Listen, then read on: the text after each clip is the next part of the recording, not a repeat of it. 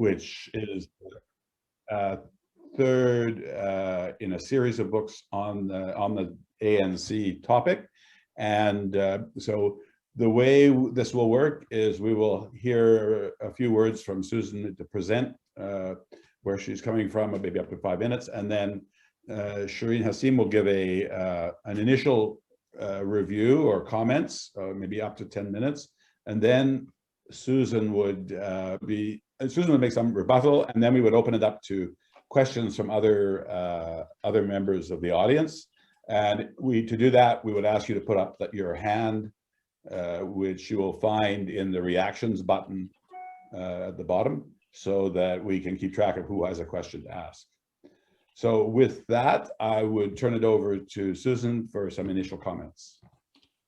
Well, good afternoon, everybody, and thank you very much to all of you and Blair, Bruce in particular, for making this event possible, for Shireen to entertain the idea of being discussant, and everybody in the audience. I look forward to hearing from you and hear about your issues, questions, and have a wonderful discussion. Thank you very much.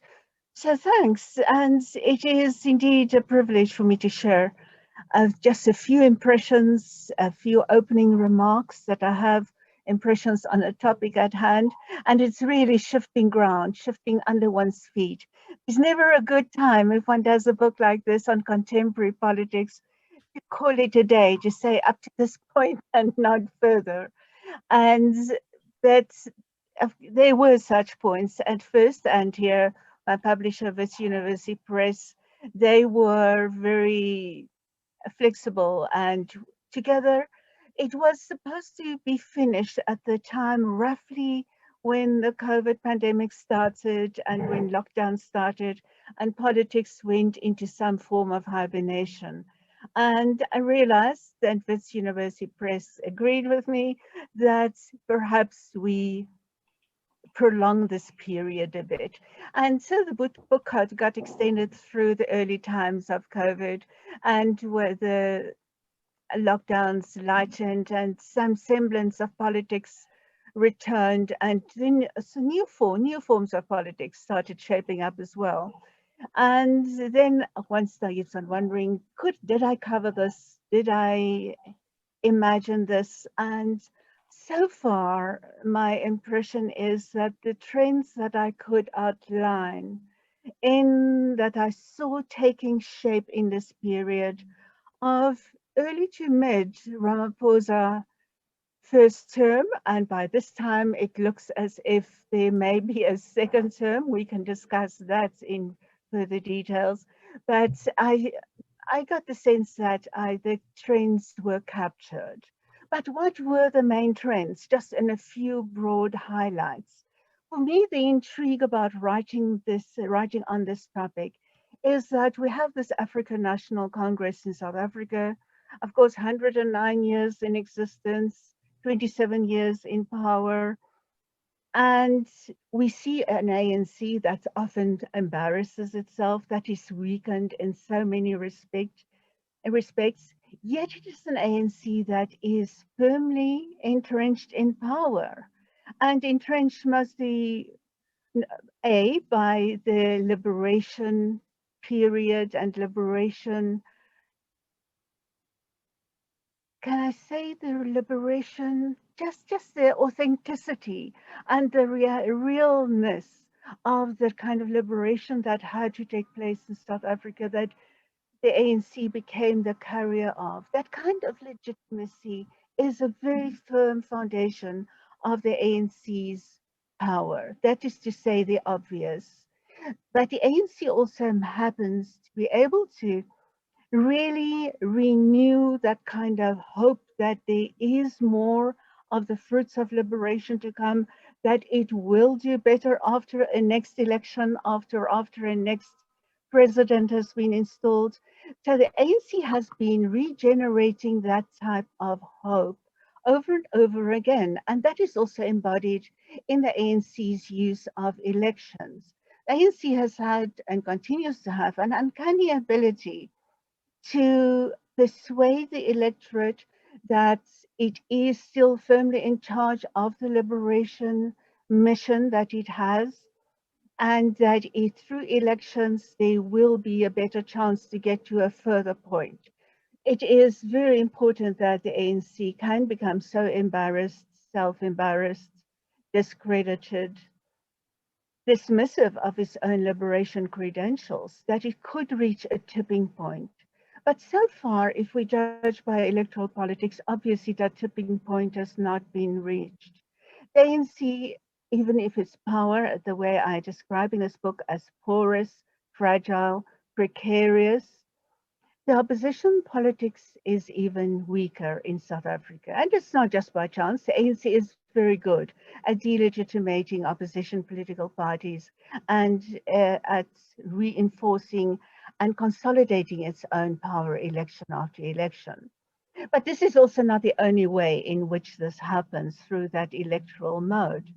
The ANC, and this is probably the core theme that runs through the different chapters, through the 9 chapters in this book, is that whenever we look deeper at how does the ANC actually manage to preserve this power, there are parallel structures and processes. There are supplementary processes. There are, for example, when the ANC, and this is one of the core arguments, comes to relating to the people, we see so much resistance, so much protest happening, so much discontent, so much distrust in society and in politics and amongst the electorate generally. And yet so little of that is channeled into electoral politics. And so, and we see that the ANC also, they knows pretty well how to handle that. There are not serious clampdowns on protest politics. The ANC rather, in what could be described as a collusive populism, walks with that and accommodates it, and often uses soft law when it has to, when it's called on to act on protests and even disruptive and destructive protests from time to time. The ANC itself, organizationally, remains standing because it is an alliance of factions, really, a coalition of factions, one could call it. And it's also not just 2 factions, it's at this time, there are 2 predominant factions, but those factions metamorphose over time. And as one ANC person whom I interviewed once told me, remember, there are many different ANCs. There's a little ANC for many, many different tendencies in the ANC, and tendencies used in a broad sense of the word here. And so the ANC runs with that and plays with that, accommodates it. It also means that this big debate about Cyril Ramaphosa's presidency and whether he's a strong or a weak president, or whether he actually plays a long but strong game or a necessarily long but weak game. That is a very important debate that happens here. I believe that by definition, it is really a weak game because it cannot give upfront leadership. It cannot just climb in and realize the ANC's 2019 election promise of really acting against corruption. If he does that, the ANC is a house of dominoes in many respects that could really come tumbling down around him. So in many respects, he is a very weak president, but weak perhaps not because of a weak personality, but because of weakness dictated by circumstances around him. And the last point before I hand over to Shireen is really about the ANC and how it exercises state power. We see the ANC's fusion with state power is just an absolute all-surrounding fact. It would be very, very difficult to get the ANC out of power because there are so many different layers of entrenchment. And it's not just one layer of ANC interacting with and governing through state organizations, through cadre deployment. Yes, there is indeed a policy like that in the ANC. There's also a different layer of politics that comes into and that spans across the ANC's operations of the state. We also see it in President Cyril Ramaphosa's presidency, and that is where he exercises his power through many different supplementary advisory bodies, task teams, interministerial committees, much of the power. Also now in COVID pandemic times, coronavirus command council, special advisory structures. So much of the power is exercised way beyond what we would expect as just that realization of multi-party democracy and multi-party democracy that is then superimposed on the state to provide the governing structures there. And in many ways, this could be seen as exasperating, as contradictory. If we look around us around the world, I think there is so much of those processes that we can probably detect in any society. But in a comparison internationally, what struck me is probably the extent to which, the scope of which this type of supplementary additional layer has become a very, very supplement, not persistent, not across the board everywhere, but in many very important respects. We can see that, and that becomes a key to the ANC not just exercising power, but indeed maintaining power, very precarious power. Thank you very much. Thank you, Bruce. Unmute myself. Thank you. And then I will pass it over to Shireen to make some initial comments. I remind you that if you wish to ask questions, you can either put your hand up and I'll give you the floor, or you can, as Femi said in his note to everybody, you can put a question in the chat. Thanks very much. Shireen, over to you. Thanks very much, Bruce. I have to apologize. My neighbors have suddenly started drilling. So I hope that background noise is not too distracting for you anyway. It's a little bit distracting for me, as you can imagine. So thank you very much for this invitation. It's great to speak to a colleague's book. Susan, even though here we are in virtual space, we could be in Johannesburg doing this. So I'll make a few comments picking up on what Susan said and summarizing how I read the book, and then opening up a few questions that arise from the book for us to think about. As Susan said, this is the third book in which she examines the ANC via what I think of as these sort of snapshot moments or particular periods of crisis. So in the first book, she analyzed the ANC at the time of the transition from Thabo Mbeki to Jacob Zuma. The second book was a study of the long 9 years of the Zuma presidency.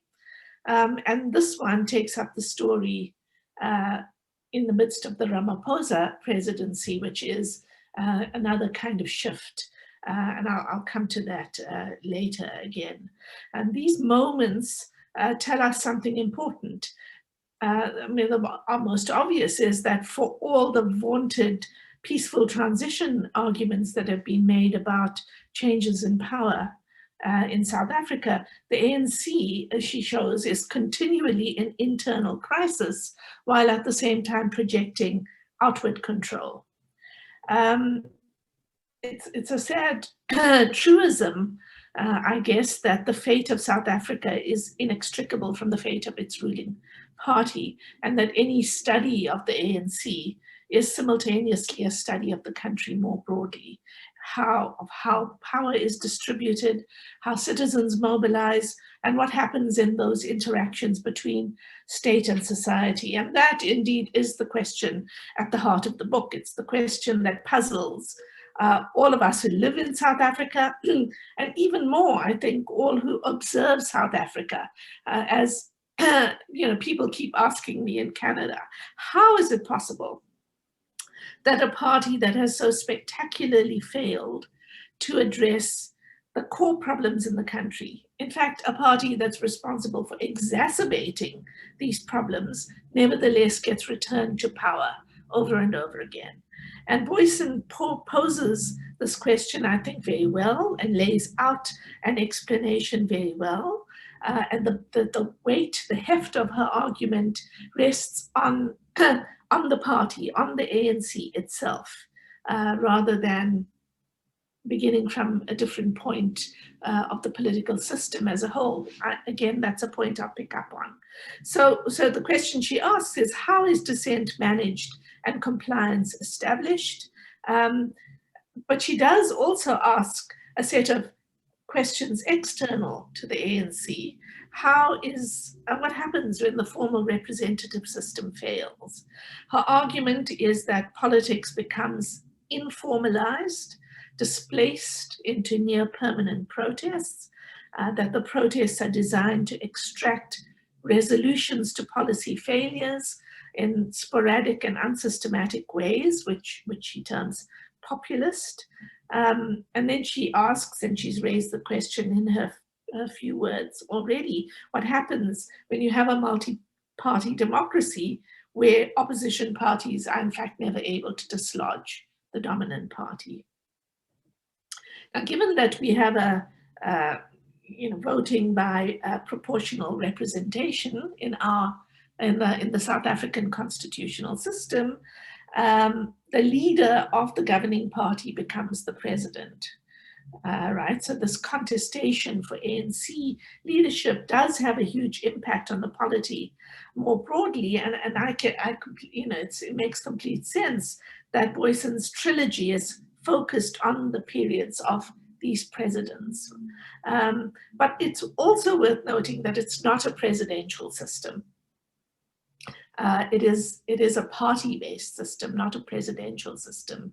I'm again wanting to flag that as a point to return to. So Booysen's central argument is that the ANC survives by continually reinventing itself, each president coming in with a narrative of renewal of so-called traditional ANC values, and by making an appeal to a supposedly good core ANC that has been temporarily taken over by a bad element. By presenting this ideologized notion of self-correction under new and now good leadership, the ANC increasingly repositions itself as the only party able to govern.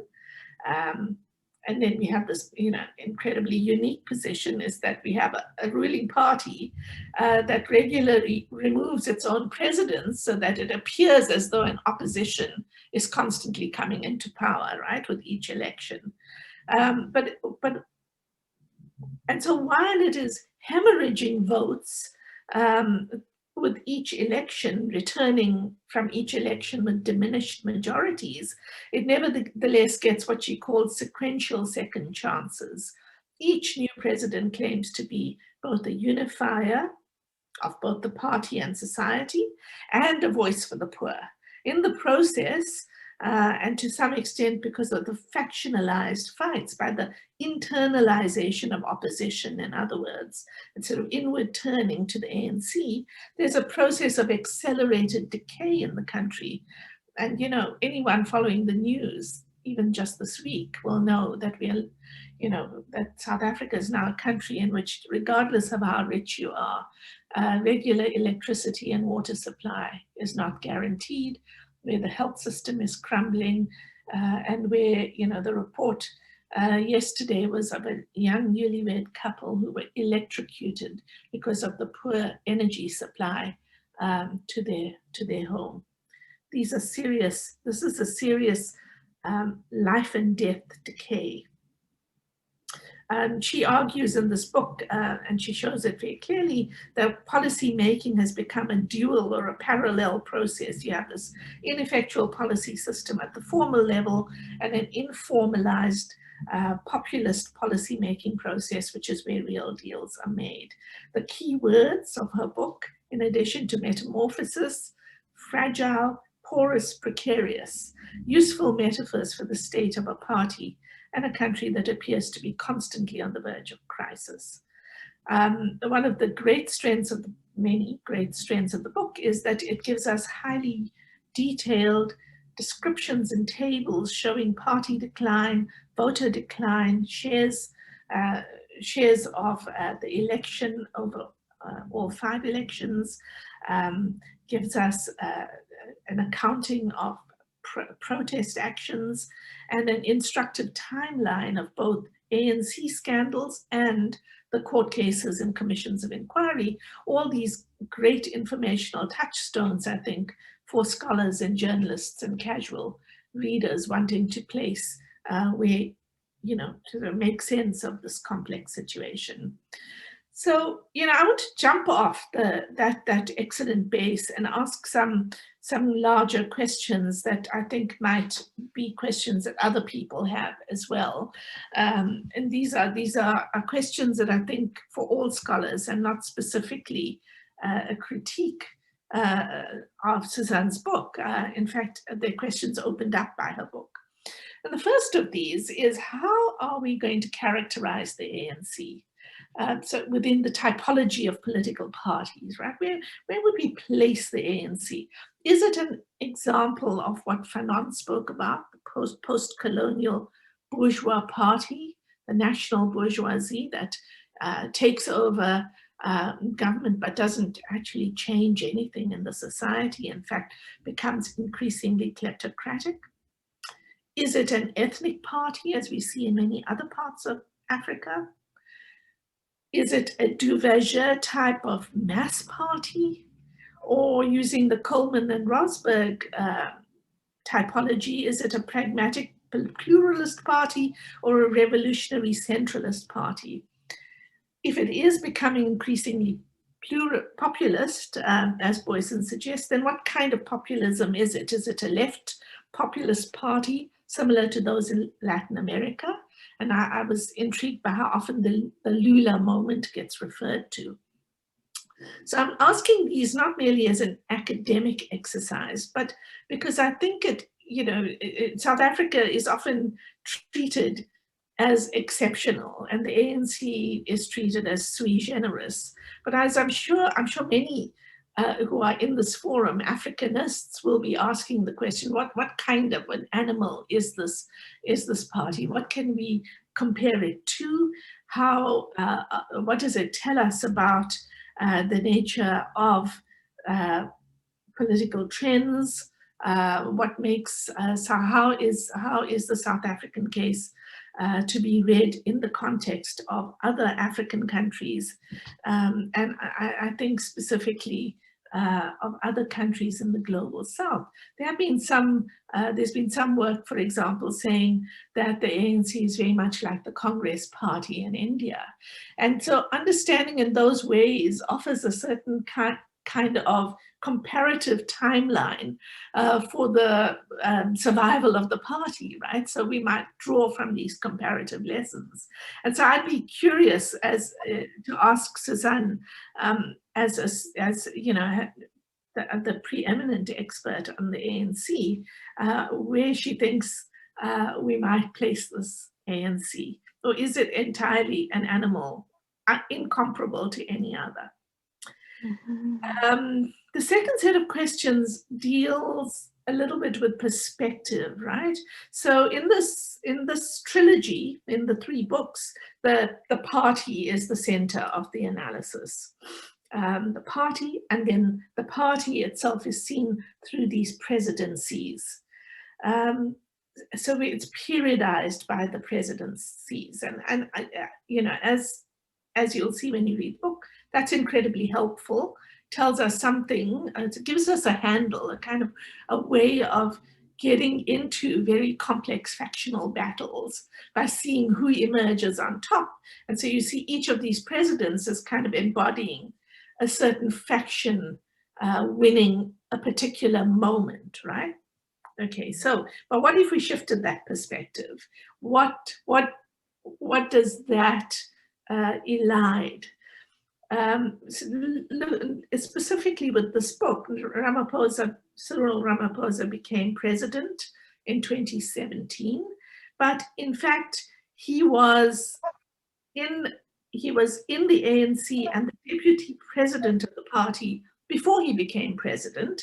So he's not a faction leader that emerges from a subjugated faction of the party. He is at the table when all those decisions are made in the Zuma period. He is part of the group that allowed Zuma to continue through various mechanisms, right? Among others, by successively pushing away motions of no confidence in Parliament, just for example. And it's not a given that the party should have unified in that way. There were moments when external institutional mechanisms could have been allowed to run their course, and the internal battles could have been externalized or solved through allowing external institutional forces to come in. So I wondered about that. I wondered about whether we're not, you know,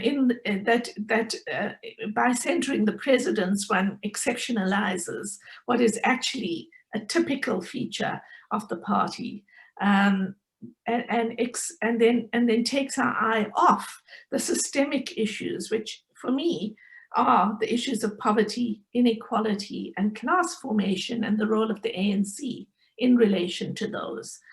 Because if the lens is that rather than who survives in the ANC, what we may see is that the ANC, it's not just unable to address poverty and inequality, as Booysen says, but it may tell us something about why. I think that the why question bears a deeper explanation.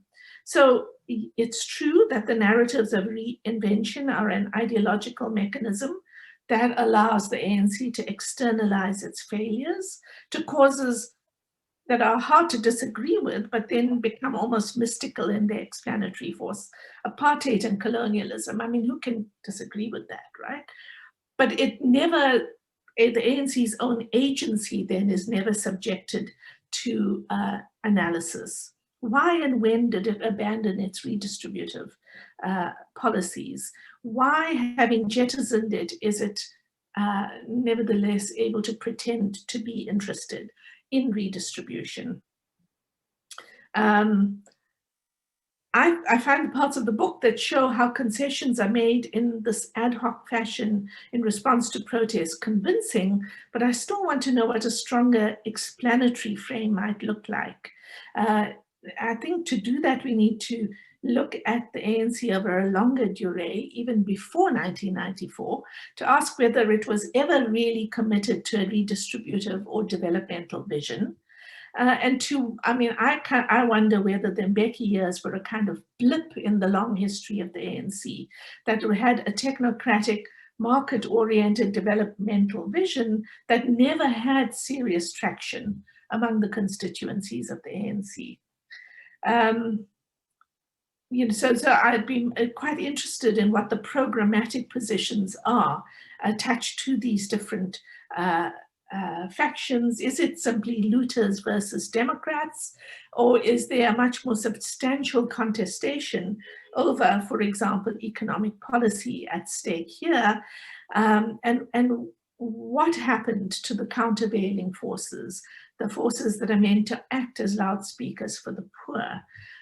One part of the argument, as you say, is that the ANC is very good at bringing all of those into the tent of the ANC and then defanging them, right? So it brings COSATU into the alliance, it brings the Communist Party into the alliance, and then they are unable to criticize because now they are part of the governing system rather than critical voices in the governing system.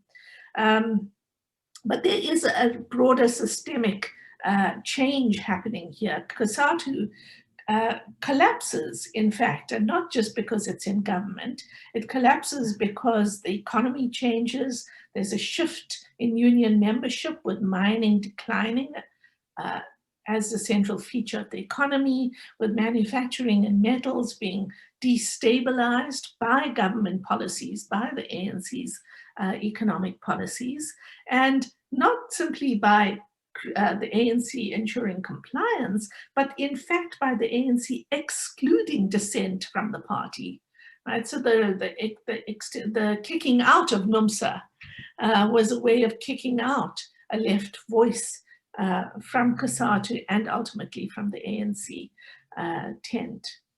And in its place is the public sector unions, very much tied to the state and very much tied to the connections between the state's resources and class formation and upward mobility, as it were, out of poverty. So it seems to me that there are a range of systemic issues here that go beyond factional battles. I'm thinking, of course, Susan, of the work that's been done by Parry, the work that's done by Brian Levy and Alan Hirsch, which kind of shows, very clearly how the problems in South Africa, there are all these factional battles, but underneath them, what is happening is the growth of a managerial layer in the public service and an underinvestment in skilled frontline staff in the public sector. So you have a wage bill that's rising, but no efficiency. And, it's worth saying that across the board over the past 25 years, on infrastructure, departments have never managed to spend more than 75% of their budgets. Right, so there's something beyond factions happening in that story. There is a rise of predation. It's not a word you really use. You don't. I mean, maybe a loaded word, but there is a predatory system that starts to creep in. That has resulted, even part of it captured by cadre deployment, but part of it, just even the selling off at local level of teacher positions. Hard to believe, but it's true. So those questions make me wonder whether you could say more about the social bases of ANC support, its relationship to business, the differences between its relationship to white business and its relationship to Black business. What kinds of social compacts are working to keep the ANC in power? Because to some extent, it is people on the ground, poor people, who keep it in power, but I do think it's also business that keeps the ANC in power.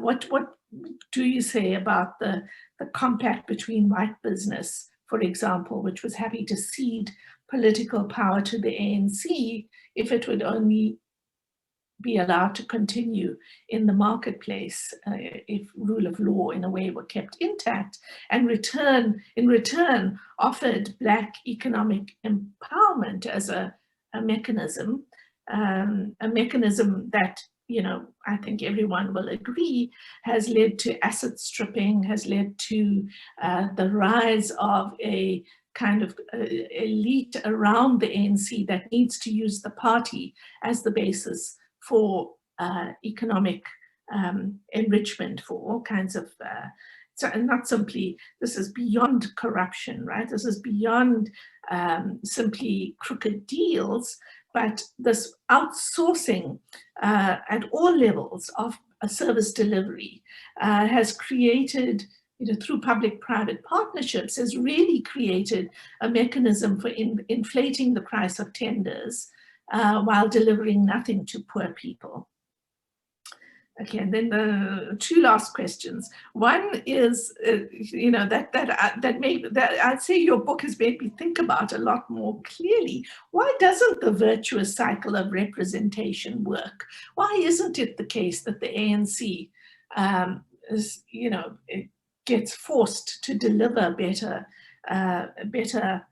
services to people in return for these, for the votes? Why do we have this narrower form of legitimation through patronage networks? I'm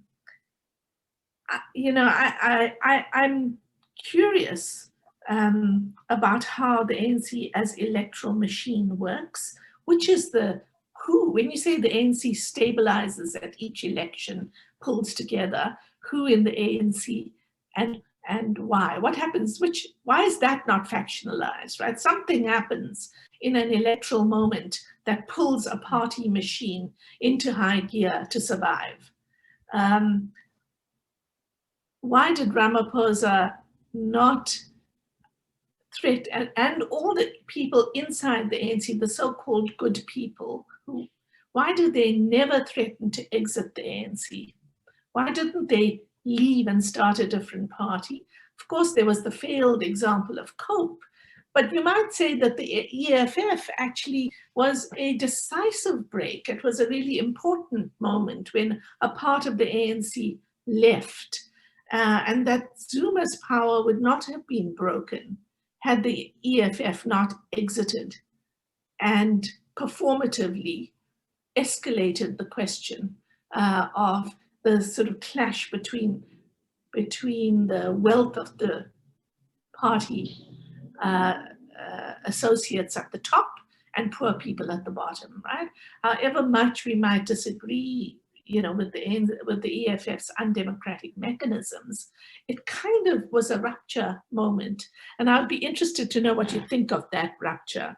And the last question I want to pose is you make this argument about populism in the book and the rise of kind of populist deal making on the ground.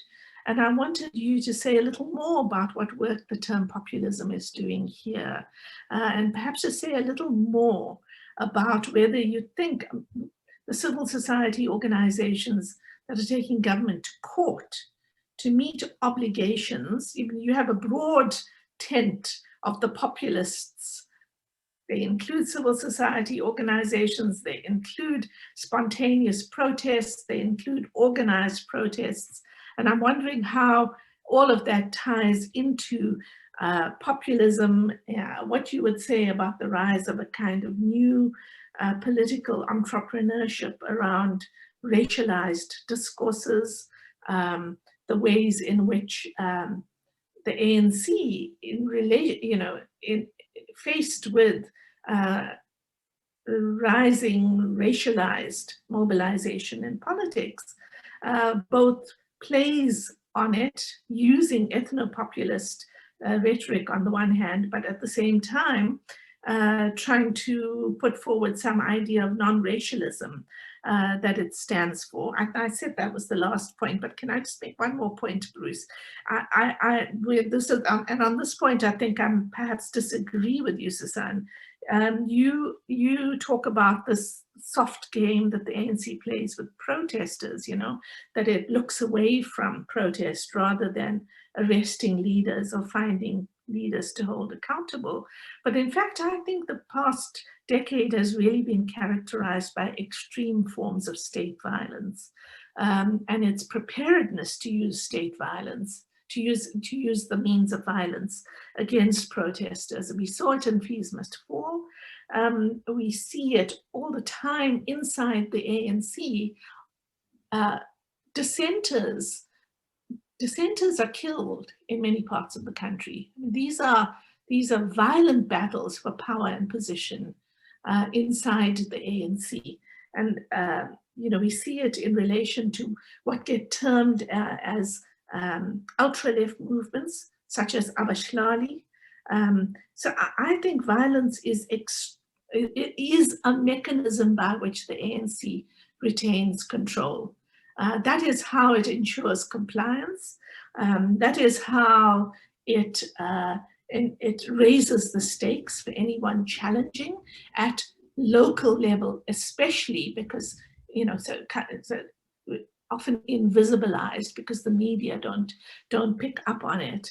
And so, I would put violence very much more centrally at the heart of the story of the ANC's survival. And to me, that is one of its more frightening aspects. So I'll stop there. Thank you. Thank you very much, Shireen. So I will now turn it over to Susan for some initial responses, and then we'll come back to collect other questions from participants. Thanks very much. Susan? Thank you, Bruce. Thank you very much, Shireen. That was most perceptive and I think very well read in the text. Thank you very much. You have a whole batch of wonderful questions there, and I'll give a quick stab at hopefully all of them, and then we can see how we see how the discussion goes, and I can always return to some of them in more depth, Bruce, as we go along. Um, First one, yes, on a general point about my 3 books on the ANC coming as snapshots of very important moments, very often critical moments of this ANC that is really indeed in a state of internal crisis, continuous internal crisis. That kind of crisis is almost its lifeblood. In many ways, it deflects from inter-party competition in the sense that the ANC itself recreates inter-party contestation and electoral contests through its internal struggles. And the ANC is so dominant in South Africa, its narratives easily cross throughout society and they become substitutes for national narratives. And that is a big indication as to the dominance of the ANC and how that internal crisis then, in a way, helps the ANC persist across many of these contradictions, Susan, many of these books I mentioned Susan, here. just Yes. I think when you move your head away from the microphone and you fade Okay, out. okay. Let me. Sure. Sorry about that, and thank you, colleagues. I will try to focus more directly on the screen.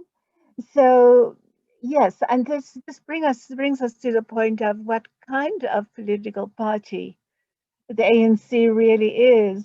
And yes, in working through the ANC, and it is indeed a party political focus in this book, one's mind crosses all these typologies and the different manifestations of political parties.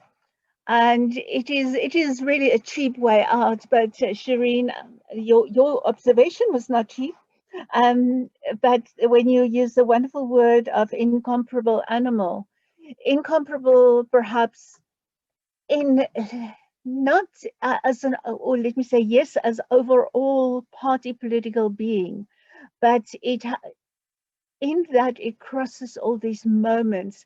It is so many different types of political party. It is the elitist one. It's one that returns to class base and class roots and class mobilization. It's he repeatedly brings out policies that tells people how new programs have been advanced, how much the statistics are rolled out continuously and used in party political manifestos and other documents, election manifestos, where people get told how much things have changed over X number of years. And those statistics are always there, and the plans and projects and policies and new approaches, though it is a whole industry in the ANC and society, in government, that brings over the idea that tries to regenerate that hope amongst people that yes, the ANC, the good party, the party with a good will, it is working on the cases. The problems are so vexed, of course, and this is such a tricky terrain. They're vexed because of so much of the inequalities that has been ingrained in the times of apartheid colonialism. And the ANC uses that narrative nowadays. We see an escalation of that kind of narrative in the last few years, where it uses the systems, and in so many ways it is true, the apartheid colonialism systems of the past as reason why it has not done better in the recent times of its governance. And so it uses its failures in a way to legitimize itself. And that can be a never-ending circle because the prospects are just endless. Because its failures, it argues, and so far it has been bought by people, by electorates, that there is such a problem that is so much bigger than anything that the ANC can do that has to be defeated. And in many ways, we know, in many ways it's true. Those apartheid and apartheid colonialist inequalities are so vast, and those contour lines still permeate society to such an extent that indeed there is some truth to it. But there is also a tipping point beyond which that cannot work forever. And the vast extent of endemic corruption in society and elitist corruption that have come to characterize so much of the ANC in this period, and we do not know whether it can still rise above that this moment of intense corruption and increased consciousness as to the extent to which corruption and elitist greed, which, by the way, and I'll come to that point in a second, have been evident since early post 1994 political liberation moment, but how that has helped the ANC really to entrench its power even more. And yes, let me just jump to that point quickly. And yes, when did the ANC become this creature party that really turned away from, or has it ever been committed to a deep class transformation of society? The last very, very clear sign of that we saw was in RDP, and it was a COSATU-driven RDP document that became much of the ANC's 1994 election manifesto. And in that it was clear cut, but amidst those times already, we saw that Nelson Mandela had turned and that he made dramatically differing policy statements in the course of a few weeks. And so in a way, and then Thabo Mbeki could run with it.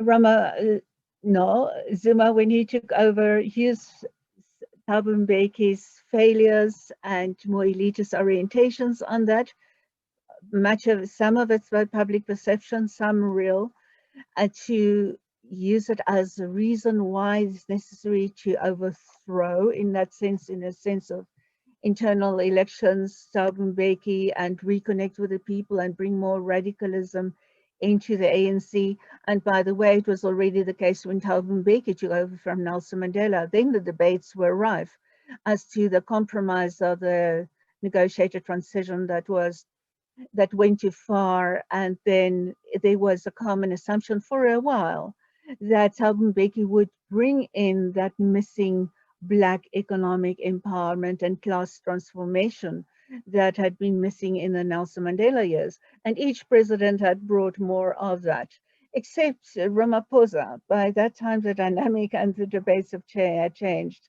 And Ramaphosa did not bring in that, but he brought in the idea after that interregnum in which he was deputy president, indeed, he brought in the idea that corruption as the one that had been taking away the momentum from that transformation. But he was very firmly, we know that it's not a cliche, he is firmly aligned to business, a Rand billionaire who savior for not having been implicated more heavily in corruption is possibly that he was out in the world of business, that he could make his deals, and it was legitimized action to make deals like that.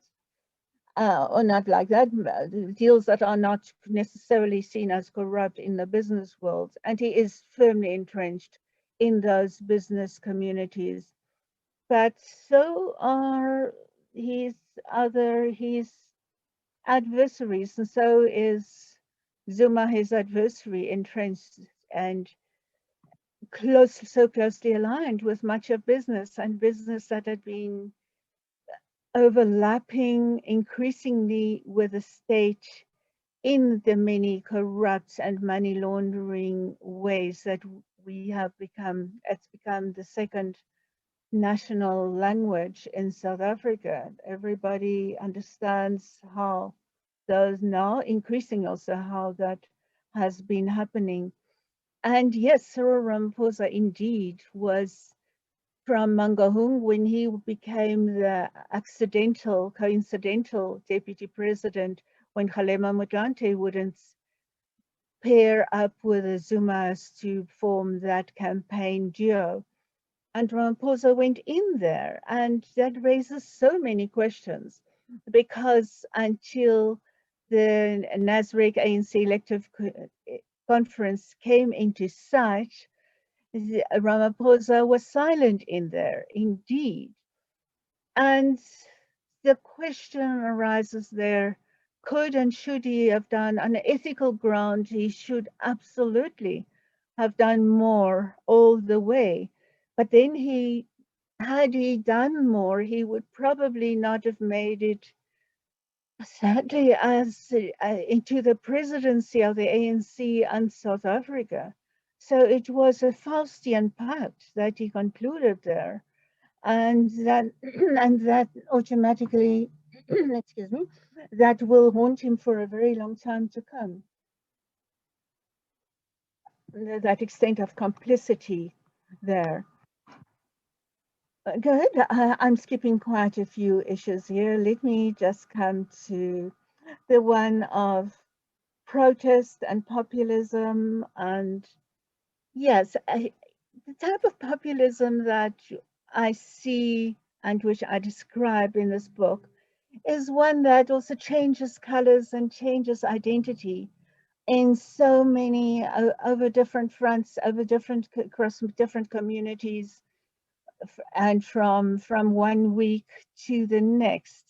It is one that the ANC embraces, and it is one that it then pulls in again through its narratives of much more being done and more in the offing. But then I have little doubt that there is a tipping point.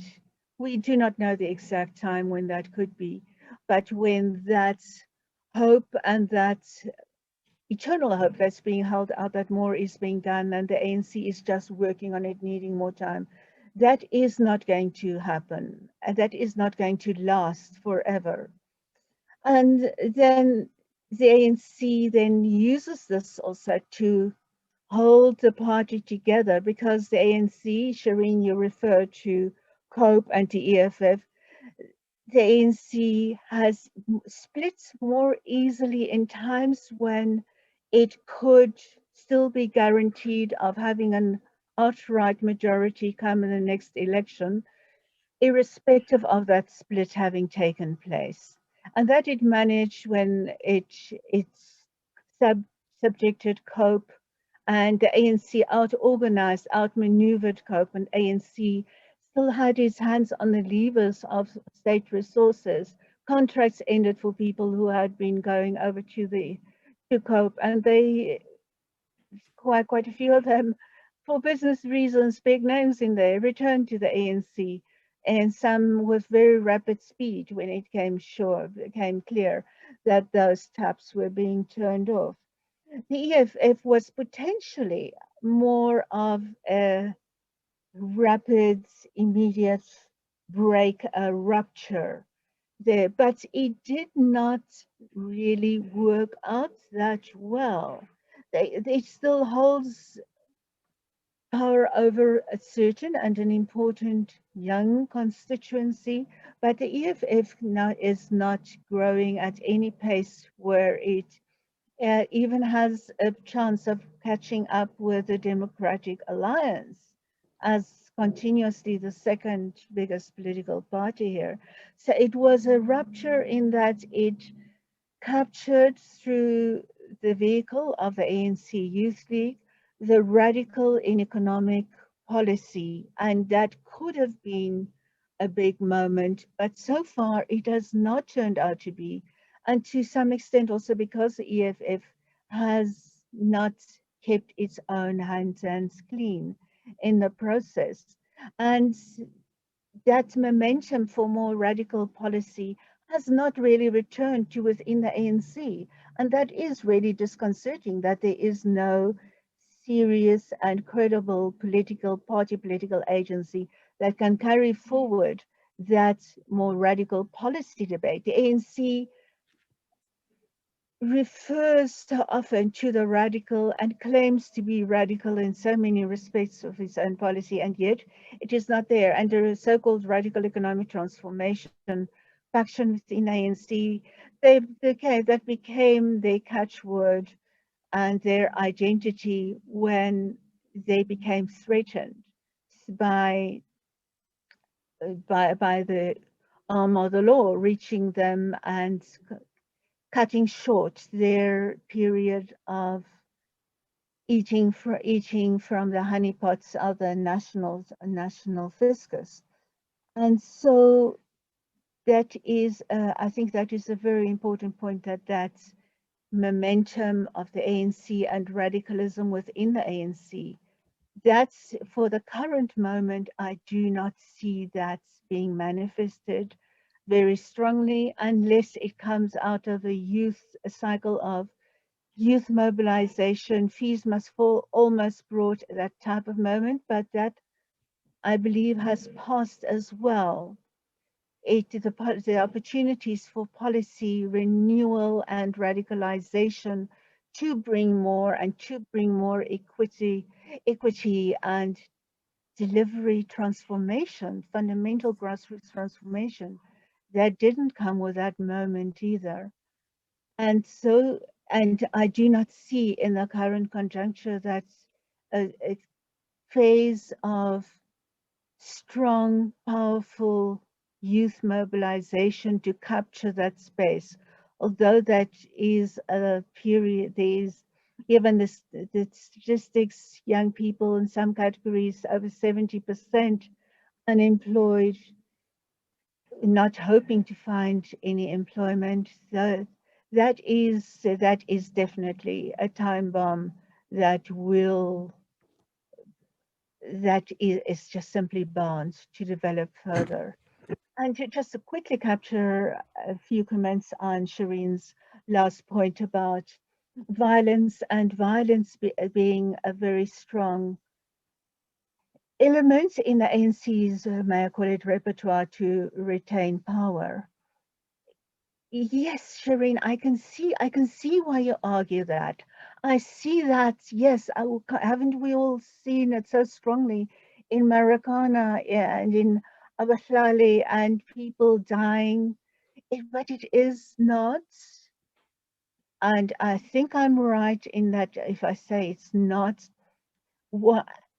pervasive. It is widespread in the sense of, yes, we see it here and we see it there, we see it in many different places, also in the early phases of COVID clampdown when the army was brought in to get compliance. We saw cases like that, and structural violence and structural inequality also through the reality of loss of life in a time of COVID. There are serious class dimensions to that. And there is that type of structural violence, but also physical violence. Yes, those are there, and I see it definitely. It also does not take away from how the ANC does use it when community protests occur and there are arrests, and those arrests suddenly and sometimes over a period of time, not always so suddenly, but start fading away and charges just disappear against so many people.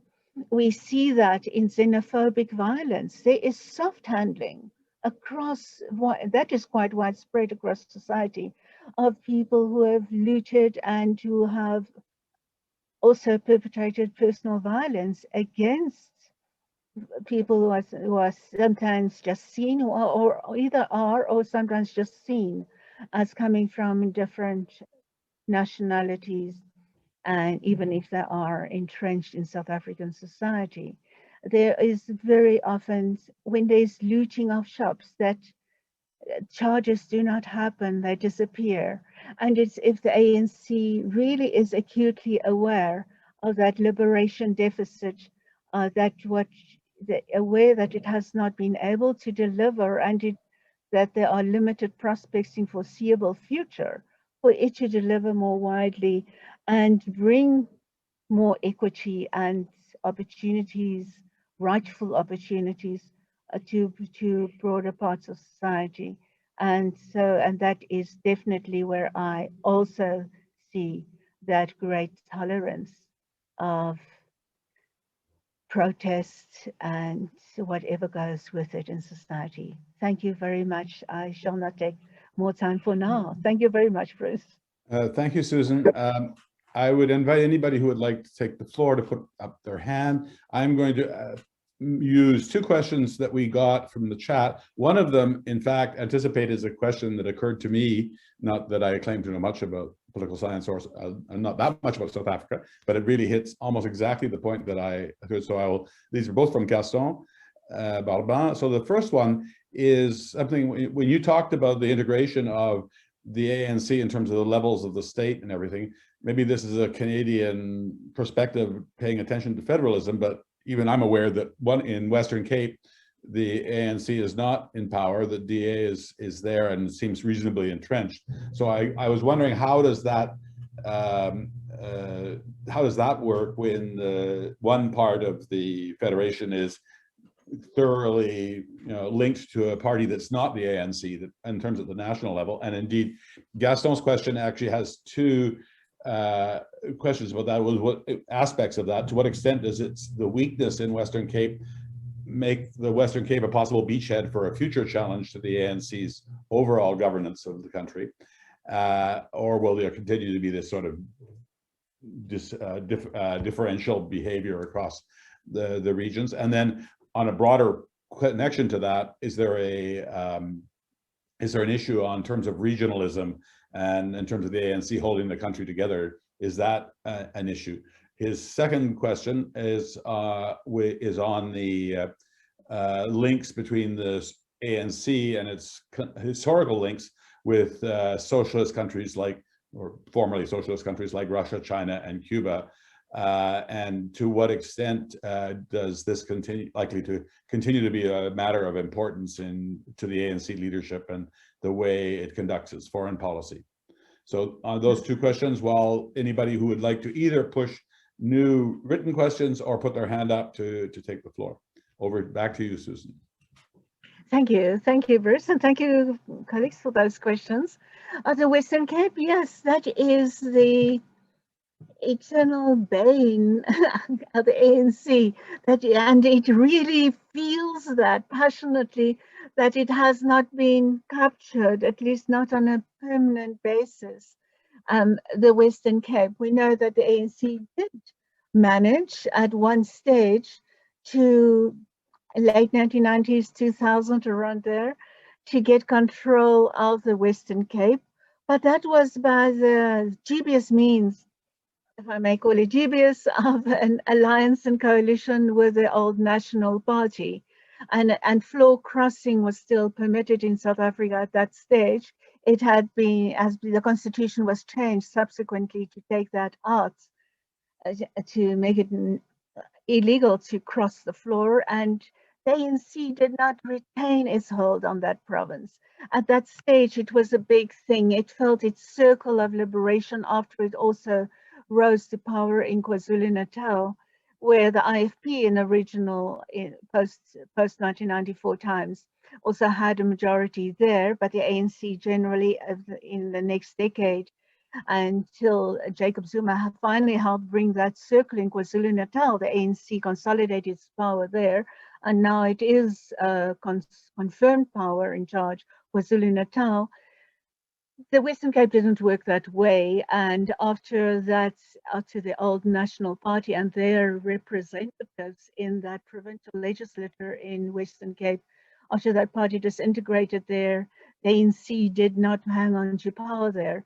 And actually in the last two elections, the ANC repeatedly went down in stakes in that province, even if it had bargained on a demographic dividend there, because internal migration from the Eastern Cape to the Western Cape of Black African people for economic opportunity, for employment, etc.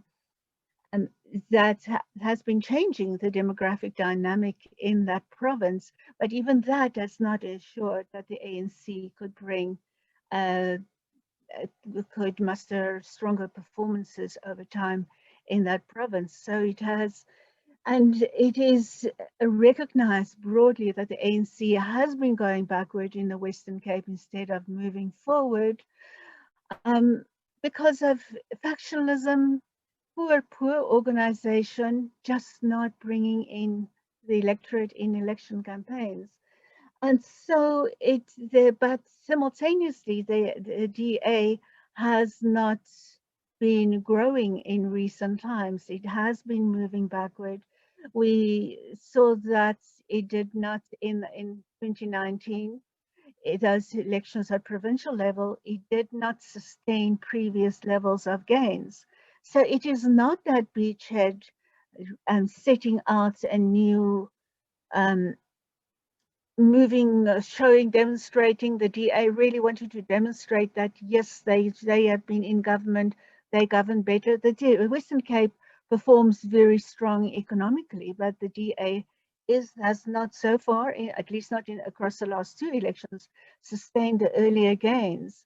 And we also see that at provincial government in a few places, also in some of the metropoles in like Johannesburg, Pretoria, the DA again suffered setbacks there where it had been in control through metropolitan alliances with a series of other parties, in some places even with the EFF.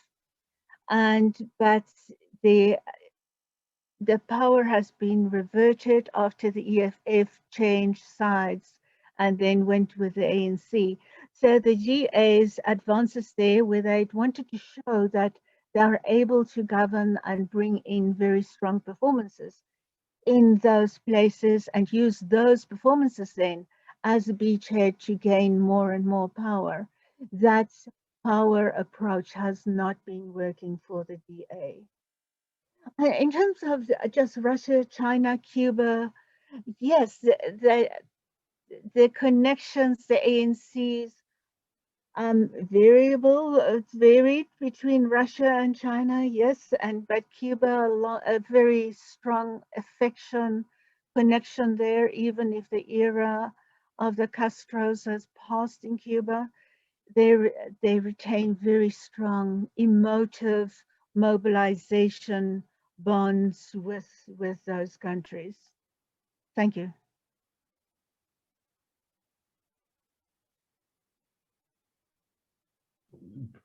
We have one more written question, but I think Linda had her hand up, although she's taking it down. I did see it.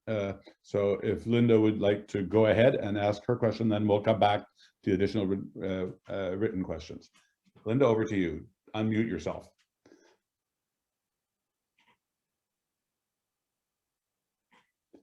I hope.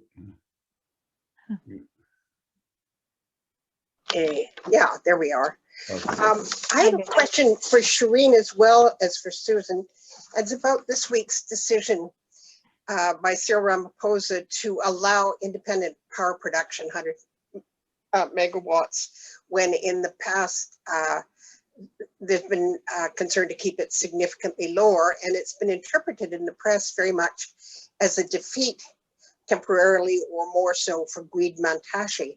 And coming back to your analysis, Shireen, is this some kind of rise of green capital together with mining capital versus coal capital behind Gwede Mantashe, who wanted to keep power very much in their hands, as well as, of course, Powership?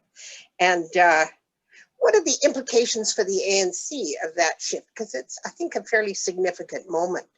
And the second question that I have is, there was also speculation yesterday by Stephen Groots about the rise of kind of access of Cyril and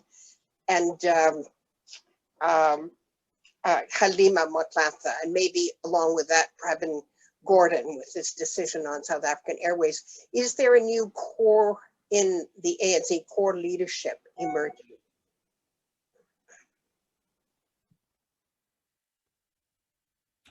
Shireen and Susan? I don't mind if Shireen, I'm happy to Go ahead, first, but- Susan. Go ahead. This is your event. You have first go. Sure. Okay, Shireen, but I certainly hope you will also come in on this. Yes, that was Linda, hi. That was a major shift and unexpected. We know that lobbying had been for 50 megawatts, and suddenly that threshold was pushed up to right to 100, and it did follow. I've heard that from several sources in the last few days. After intense lobbying by big business in South Africa and patriotic African business, including, I've also heard that people like Chris Motsepe, mega billionaire, but we also know, also related in a way to Cyril Ramaphosa by sisters connections, but there was a high level visits to Ramaphosa.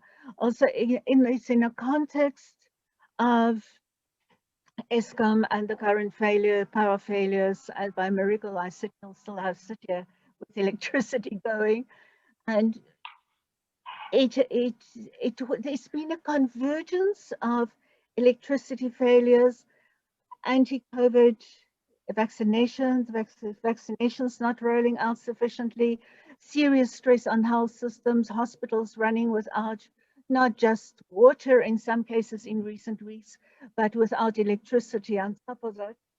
And the pressures just converged at this time.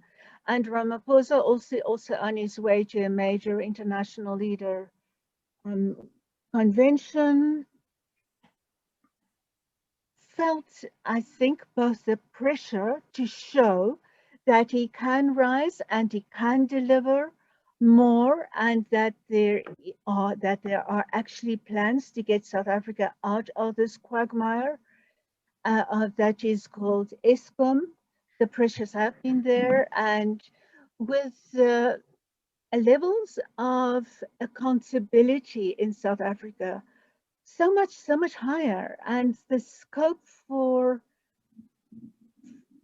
further and greater corruption and state capture and deal making decreasing.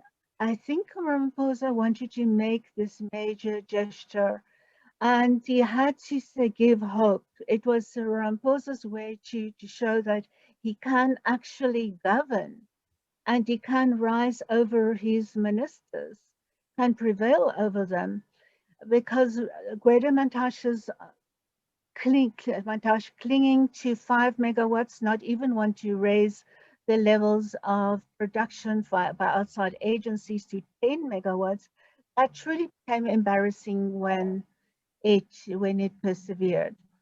And so, yes, it was a setback for Gwede Mantashe, no doubt about that.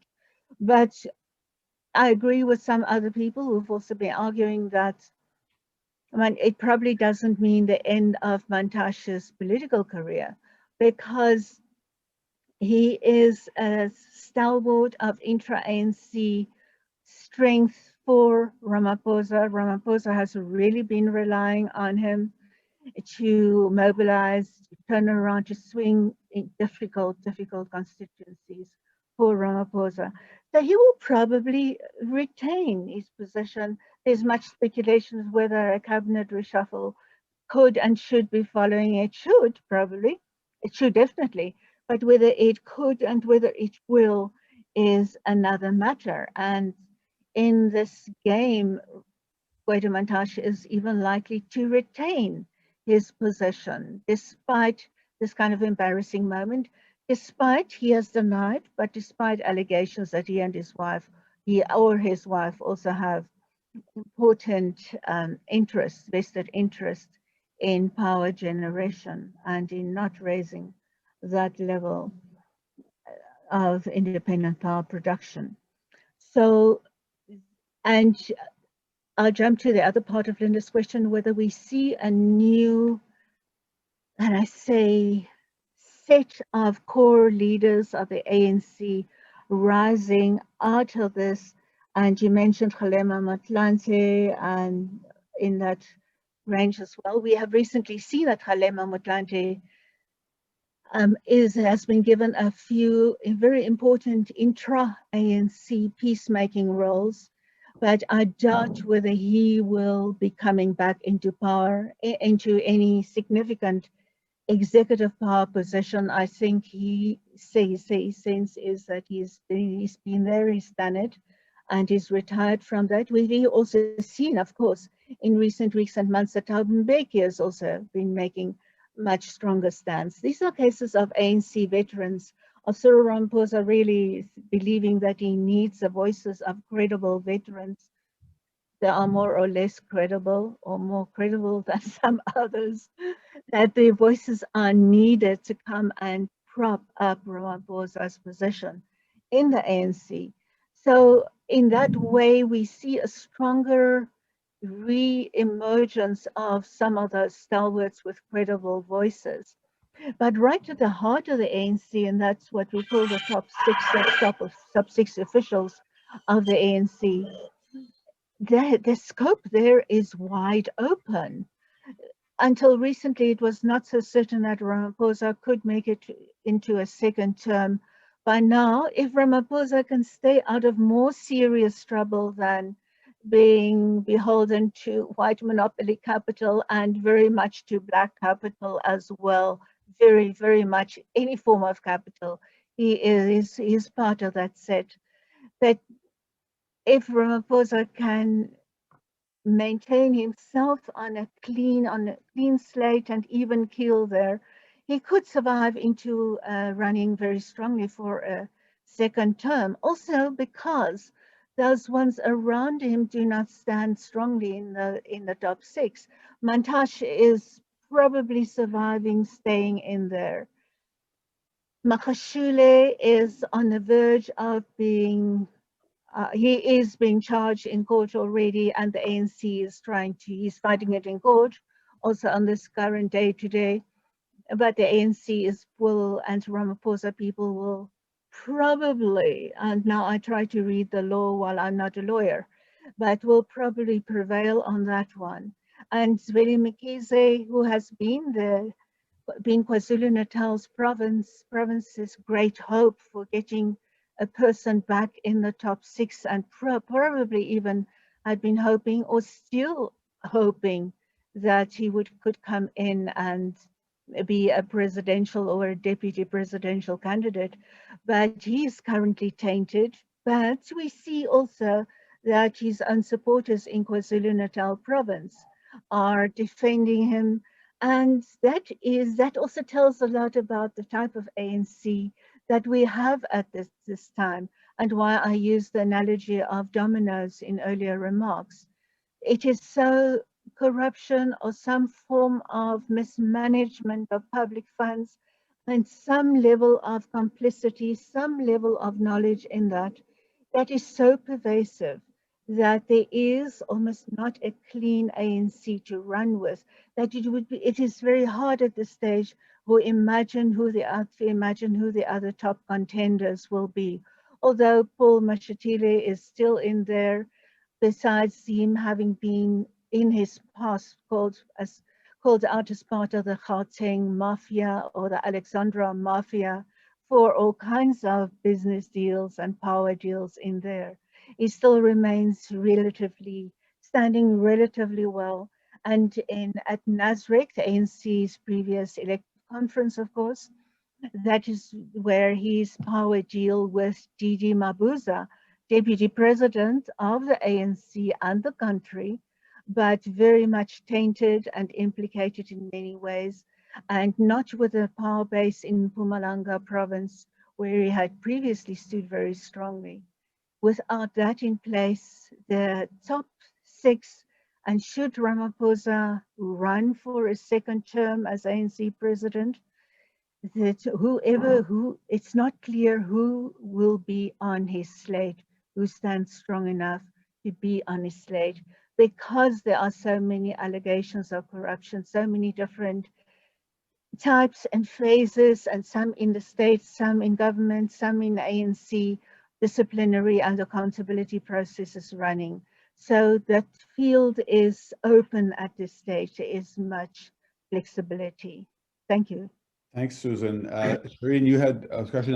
We have one other questioner to come up, and I just know that we've really only got about 10 minutes, so I'll be quick. Okay. I mean, I don't have nothing to say on the succession issues. I'm still waiting for the day when another party emerges that I will put my vote to. But on the question of power, I take a different view on this to Susan. I think it was a deeply sad decision. I'm quite troubled by it. I think what it's likely to do is accelerate the exit from the common core of public services, because what's likely to happen out of this deal is that large consumers of power, the corporates, are going to exit the system, that small and medium-sized households are going to be increasingly dependent on a power utility that cannot capitalize any infrastructure reform. And part of the problem with Eskom is its failure to maintain the infrastructure over a long period of time. And now you're allowing corporates to exit, so the rich get out.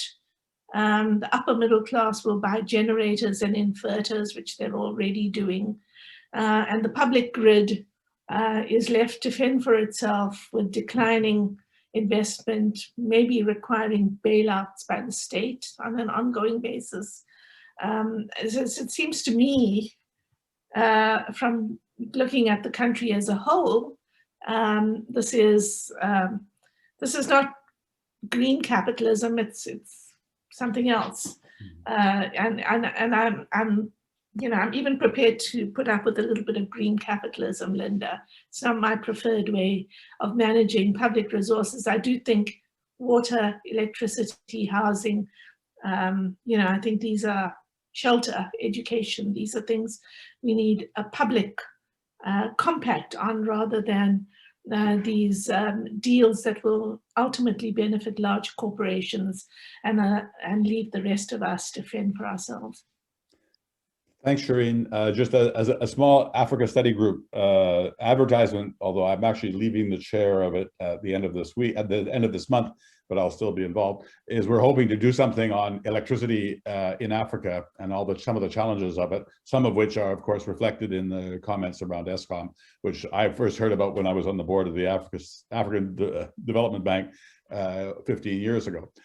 Joe Holmes has a question, which he's written in by writing, so I'll just quickly ask it, and maybe Susan could react to that, and Shireen, which is that Ramaphosa had said that he would take white farms over without full compensation, which got criticism from President Trump. And I guess the question is, where is this policy now, or is it anywhere? Okay, great. We have not heard anything that there's any policy change on that, and the policy is still coming, and the constitutional change, they don't even need to change that section of the Constitution to get the right to do that. The right has been there, but it has great symbolical value to change the Constitution to enable, in a more formal way, expropriation without compensation. So that definitely is still there. This process has been moving much slower in the time of slow motion parliamentary sessions in COVID. Virtual sessions have been happening for quite a few months now, and that process is taking shape, but it is indeed going very, very slowly. So, but now nothing has changed on that statement is there, and we can expect certainly that it will be realized, although I'm sure they will try to soften the edge of that going along. But the policy is there, it will happen. Okay, well, thank you very much. Shireen, did you want to say something on that? Well, I would just say that, that one thing about Ramaphosa, I mean, I'm not, I have to say, I see him as continuous with the problems of the ANC rather than a major rupture. But on this, I would say, he's clearly somebody who is a constitutionalist and one behind the rule of law. And so I think that there's some, one can take some comfort from that. He himself was part of delivering the Constitution. He was absolutely central to it. He has an investment in it and in its success. So I think he will play within the rules. I think that is what he offers, and that is what many people see as important in stabilizing the country. And so I don't think he will do anything outside the rules. Okay, well, thank you very much. We don't seem to we have another, just checking whether we have any, there's another comment on the chat, just to make sure that I'm not cutting anybody off. No, I think that's not. So with that, I will thank Susan and Shireen and all the other participants. I hope that the video will attract some attention to the IAS website. We may even borrow it and put a copy on the Africa Study Group website. Anyway, I hope everybody, this is from the Africa Study Group. It'll be our last event for this before the summer. So I wish everybody a good summer. Where do we get the South Africa? It won't be it's not summer, it's winter that's coming, but sorry, where do we can we get the book? Is it on Amazon or Oh, that's a good point. So Susan, you put your salesperson hat on. Ooh, oh, and I'm so bad at that. Yes, it is, but indeed it is on Amazon, and it is printed in the US and in Canada. It's a POD, print on demand form. It is available. It is definitely available there, but it is on Amazon too, definitely. Okay, thanks Thank very you. much. And thank you for asking that very important question at a book launch. It would have been a bit bad not to have had some clear statement of that. So thanks again very much. Have a good evening in South Africa. It must be getting a bit late, and good afternoon here in Ottawa. Take care. Thank you, Bruce. Thanks, Susan. Bruce? Thank you very much, everybody. Thanks for the opportunity.